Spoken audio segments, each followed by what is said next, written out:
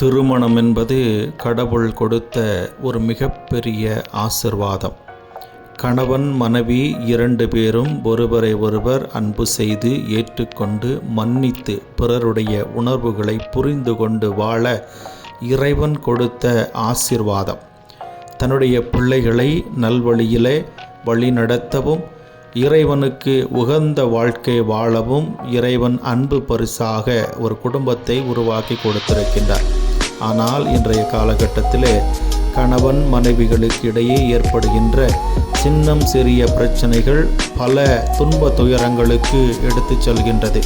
இதனால் அன்பை இழந்து வாடுகின்றார்கள். எனவே குடும்பத்திலே உறவை ஏற்படுத்த மேரேஜ் கவுன்சிலிங் படிப்பதற்காக நான் என்னுடைய நேரத்தை செலவு செய்து அதற்காக கிடைத்த சான்றிதழ் தான் இது.